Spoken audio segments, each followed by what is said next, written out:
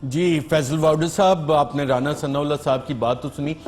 दो सवालात उन्होंने रेज किए। एक तो नवाज शरीफ साहब के जो बुनियादी इंसानी हकूक है उस पर हुकूमत ज्यादती करी, और दूसरा, क्या अवाम आपको लग रहा है हुकूमत में बैठे हुए कि जो महंगाई का एक बॉम्ब फटा है आके, और खास तौर पे जो गैस के बिल्स इंक्रीज आ रहे हैं लोगों के, उससे कोई प्रोटेस्ट तो नहीं देख रहे आप, जिस तरह के येलो वेस्ट प्रोटेस्ट फ्रांस में हो रहे हैं या दीगर यूरोपीय ममालिक में जो राना सनाउल्लाह साहब इशारा कर रहे हैं? देखिए अरशद साहब, सबसे पहले तो ये कि जो राना साहब ने कहा कि जब जुल्म बढ़ जाता है हद से तो वो मिट जाते हैं, वो उन्होंने बिल्कुल ठीक कहा। वो मिट गए। उन्होंने जुल्म बहुत ज्यादा किया था कौम के साथ, नून लीग ने, वो मिट गए, दफन हो गई उनकी सियासत।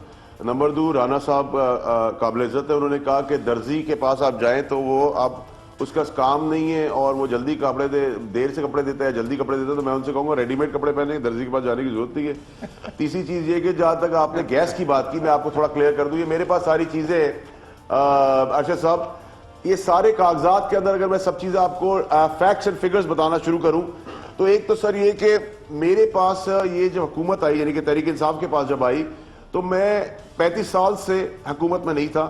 4 आने लीटर नहीं था पानी, 4 आने किलो मुर्गी नहीं थी, 4 आने किलो सब्जी नहीं थी, 4 आने गैस का बिल नहीं आता था। ये जो मुझे वरासत और जहेज में जो चीजें मिली हैं पुरानी हुकूमत से, उसको मैंने कहीं से तो उतारना है। अगर मेरा रेवेन्यू 5-5.5 हजार अरब रुपए है और 2000 अरब रुपए मुझे सिर्फ सूद भरना है जो इन्होंने लिया हुआ है, प्रिंसिपल की बात नहीं कर रहा, सिर्फ सूद की बात कर रहा हूं, तो मैं कहां से लाऊंगा? अगर आप गैस की बात कर रहे हैं तो बिल्कुल तकलीफ में अवाम मुश्किल में है। गरीब उस हद तक नहीं है जितना मीडियोकर या अपर क्लास है। उनकी कमर तोड़ने पे हम लगे हुए हैं, और वो राइटली सो कि अमीर आदमी कमर तोड़नी चाहिए।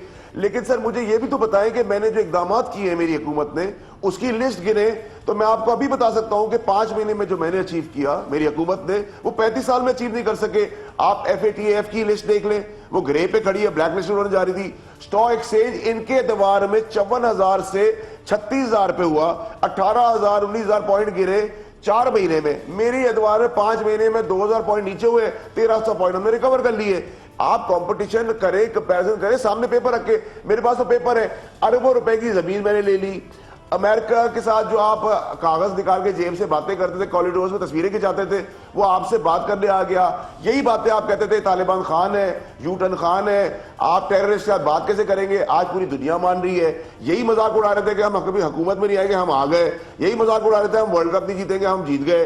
यही मजाक उड़ा रहे हैं कि इकॉनमी तबाह हो गई है। मैं आपको सर लिस्ट के तहत बता सकता हूं कि आइंदा आने वाले दिनों में ये लैंड ऑफ अपॉर्चुनिटी होगा पाकिस्तान, जो इकदाम किए जा रहे हैं। लेकिन मैं ये नहीं कह सकता आपको कि आज आवाम बहुत खुश है, हर चीज आदी होगी। मेरे पास ऑप्शन था, मैं IMF के पास जाता और 150% आज जो कैबिनेट में डिस्कशन हुई, काश मुझे इजाजत होती मैं आपसे डिस्कस कर सकता।